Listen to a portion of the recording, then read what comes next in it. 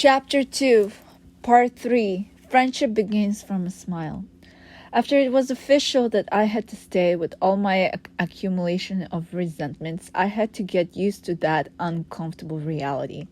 There were arguments as to which school I should attend. Moisha wanted me to go to a super religious school that thankfully turned me down because of my secular background.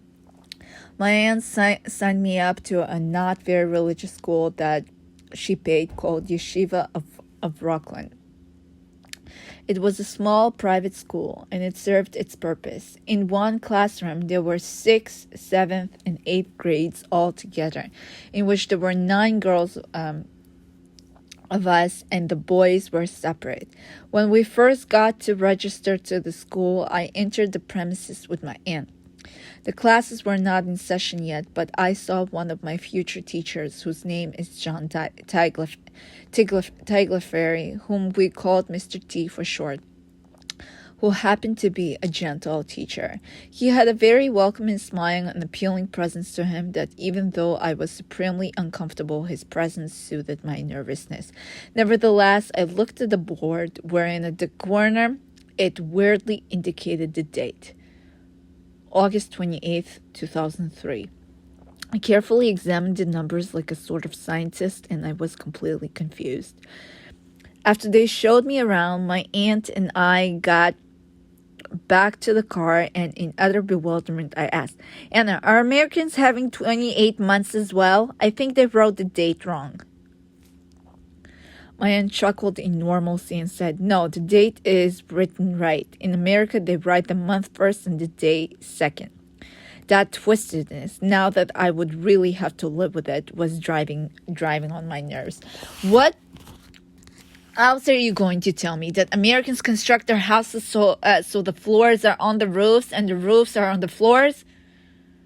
I asked my aunt agitatedly. How does that make sense? The date is a single date. It's the number of a day, and the month is the digit signifying the month of 12 sets of 30 or 31 days.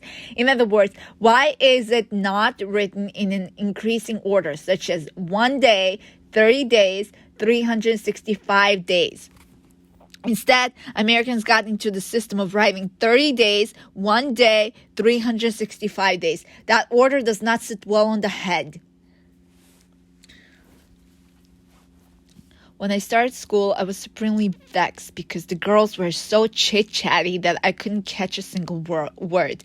Instead, I was immersed into making sense of their body language and fixating my stare on the location of their tongue so that I could catch the proper pronunciation of words. But my mind was lost in the wilderness of the consciousness, and I felt so ostracized. I felt like I was drowning in the sea of nonsensical action. Sometimes the girls would call me a lesbian because of their discomfort of my perniciously penetrating stare at their mouth that would feel as if I was making out with them from the distance. I would come home and cry about my frustrations, and Grandma said that I would learn the language and wouldn't stop blabbering uncontrollably in it. She gave me the English-Hebrew dictionary that she bought for me from Israel and coincidentally brought with her. Instead of feeling thankful, I sponged some more anger. She brought those textbooks in the expectation that I would come to live with her. And foolish me, I didn't notice their absence while I lived in Israel.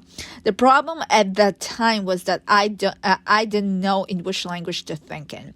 Grandma talked to me in Russian, and so did my aunt. Moisha talked to me in Hebrew, and at school I was spoken to in English, while Moisha was filling me with jumbled Yiddish gibberish as he spoke to Dovi, while Dovi didn't speak Hebrew, and my aunt didn't speak it either. I had such a giant disorganization of languages in my head that I felt that it would explode. When a person cannot relate to oneself due to incoherence and chaos in one's mind, that person loses his own touch of self. It's like a part of your body going numb. Only it is the mind that you don't feel the presence of. Your thoughts are scattered, and you can't find the password to them as you are consumed in the prickling feeling of a seeming non-existence and sense of purposelessness. I once meandered in the into the library of our school and spotted a book called The Magic Tree House. I opened the book and started reading. I could read or write, but whether I could comprehend was a whole other question. I didn't understand every other word, about 90% of what was written, which was very frustrating. I took the book, temperamentally flung it across the small library room that we had, and started crying. I looked at the deserted, crumpled up book in the corner of the room, and I started feeling its sense of abandonment. Then I embraced myself, and I tenderly picked it up and took the book home. I asked Mr. T if I could take their English dictionary, and he agreed, which I have to this day. I started reading the book with my cousin Dovi, and I started practicing my English with him. It was so much more comfortable practicing my English with him than with my peers at school, because he wouldn't judge me if I made a grammatical mistake. Dovi explained to me some words I didn't understand as we read that book with his limited Russian, but when we both didn't understand, he patiently waited until I found the definition. He was immersed into the story of the Magic Tree House, which was a series of books in the third grade level of reading, but that was enough for me. On top of that, I got private lessons with a teacher who took me out of the class, and I was trying to catch up with the material of the class by going over the outlines that both Mr. T and my science teacher were making at my own pace. With math, I had no problem following Mr. T. Mr. T taught social studies and English, and another teacher, Jeff Schragenheim, taught science and math. I took spelling tests very seriously and was the best speller in the class as I religiously translated every batch of words in Hebrew, Russian, and a sentence explanation of the particular word in English. Truthfully, materialistically, I was well fed, well dressed, but unfortunately there were tensions. Moshe was becoming increasingly unbearable, demanding that I spoke English when I talked to my aunt when I was only 2 months in the country, and on top of that, imposing his religion on me. My aunt at the beginning would stand up for me while we were driving in the car. What do you want from her? She's an orphan.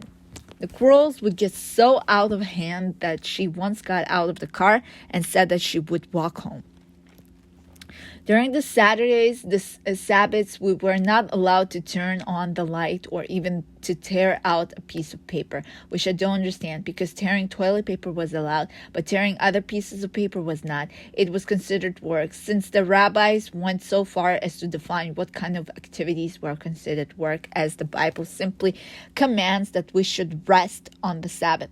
For me, rest means don't go to work and do anything that is considered relaxing to you, like listening to music or sightseeing. However, on Sabbath, you are not allowed to turn on any electrical gadget, especially not a car. According to the rabbinical definition of saying work was that we wouldn't cook either. All we were allowed was to sit idly around. In order to keep the Sabbath food warm, my aunt would put a metallic plate over the stove and keep the gas on from Friday evening till Sabbath evening.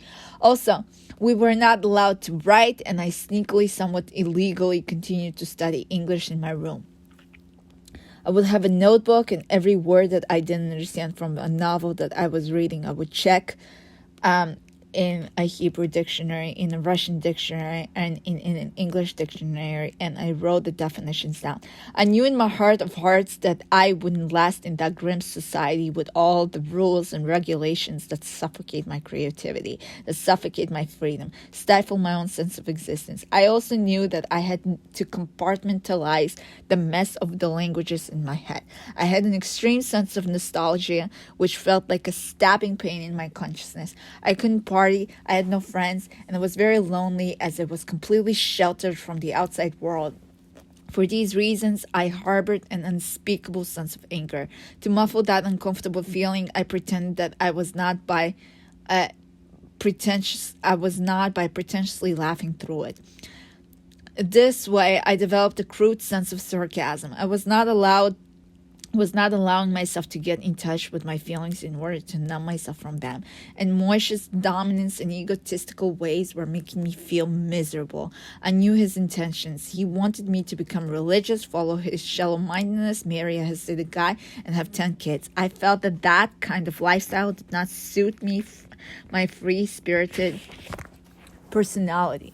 Additionally, there were constant fights between my aunt and Moshe. All I was left with was to pray to God in a fetal position, doubled over while holding my knees to my stomach and rocking back and forth in plea. But little did I know that I was hurt. I desperately prayed that God would get me out of there, repeatedly saying, I don't want to be religious.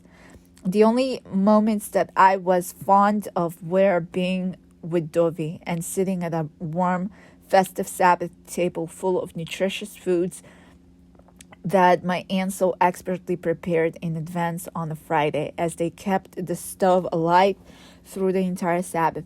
What drove me bonkers was Dovi's brainwashing, as he was insistently forced to recite robotic prayers from a special prayer books. One Sabbath morning, Dovi asked Moshe why he had to do this, and Moshe rebuked him in asking, Are you Aid? Are you Jewish? As if what defines your Jewishness is the insincere recital of a ritualistic prayer.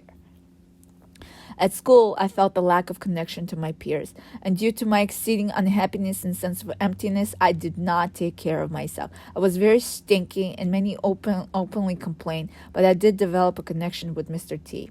The fact that he was not Jewish relieved me. Although we couldn't communicate, we often exchanged glances that would communicate his sense of protection over me. The girls were cruel towards me, and they would tease me that I liked Mr. T. In fact, I did. He was the sole reason why I went to school with some kind of eagerness. His jokes were translatable to me through his bright smile. My most dejected teacher, however, was Mrs. Hobart, who was very old and traditionally Orthodox. Her wig was unkempt and not put on properly. She would teach us Tanakh, going over the books that I was very much familiar with, would force us to daven, which means to pray in Yiddish, by reading from a siddur, while being forced to insincerely rock your body back and forth. The reason why there is a tradition to rock back and forth is because the Bible commands us to pray with our bones, but it has to be a sincere rocking, like me praying to God to get me out of this mess. Nevertheless, while the girls could read the Siddur, the prayer book, they couldn't understand what they read. And I did, because it was in Hebrew. There are two parts to the Siddur. There are sections that are meant for the guys, and there are sections that are meant for the girls. For the sake of curiosity, I read what the girls said to pray, and it said, God, thank you for making me in the image of a man. I looked what the guys got to say, and it said the following, God, thank you for making me a man. I distinctly remember that in first grade, we were taught that both the man and the woman were made in the image of God and not men. Was I supposed to feel sorry that I was made a woman and men get to thank God for being made men? I knew full well that I was not made in the image of any man. Siddur Shmok, I called that book, and I resolvedly decided not to even glance its way. While the girls pretend to daven and read the words with mega speed just due to obligation, I sat and drew pictures, and impressively, I was good at that. Sometimes Miss Hobart would come and peek through the glass window of the door to ensure that we were davening, and I didn't care if she saw me not doing it. At times, for trying her authority, she would call me in Hebrew chutzpanit, which means rude. She was also Israeli and talked to me in Hebrew. Yes, I was rude. I did not feel comfortable with people telling me what to do. Slowly but surely, I felt all kinds of restrictions of thought, restrictions of decisions, and envy, and even restriction of expression of what I feel. I was living in the mode of being unjustified for what I was feeling, and even made to feel guilty for it. At lo mitbayeshet, you are not ashamed? Moshe would scream at me at moments of vulnerability. Slicha! sorry, I would scream for not knowing what exactly I was sorry for, only for the sake of him getting off my case. Although I was living in a rich household, it somewhat felt like a bird living in a golden cage. I eventually became very defiant and didn't shy away from expressing it.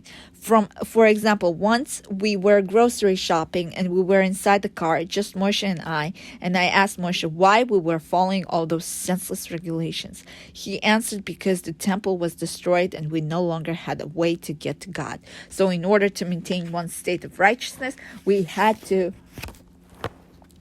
follow some sort of schematic sets of rules, the 613 commandments written throughout the Old Testament Bible. If the temple was still in existence, we would have had more rituals to follow. I unhesitatingly exclaimed, "Thank God the temple got destroyed." Moshe was incensed by the audacity of that comment.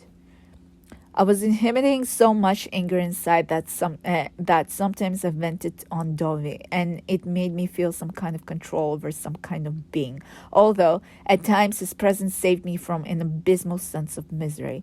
Also, my aunt and I had disagreements over the way I wore my skirts. I had an hourglass figure and I wanted to show it off. I wore it slightly below my waistline to accentuate my curves, and she forced me to wear it over the waist so that the skirt would lamely and loosely hang down in a way like some kind of drapery. I was so stubborn about it that she finally gave up. There were times that Moshe made sporadic comments that filled me with the ultimate contempt. "Give Israel to the Arabs," one time he proclaimed. Moshe was born and raised in Israel and did not serve the army. "I would give my life away for Israel," patriotic to the limit. While the reason why he criticized it is because most of Israel is not as religious as him. "למה שאני לא יכניס לך אגרוף בגרון במקום?" Why don't I thrust my fist into your throat instead? I impulsively thought to myself, "למה שאני לא יכניס לך אגרוף בגרון במקום?" I impulsively thought to myself while trying to keep a straight face. I tried to quench my anger inside of myself by liquefying myself with grape juice to pretend some kind of sense of carelessness over those words, but they felt like hot coals.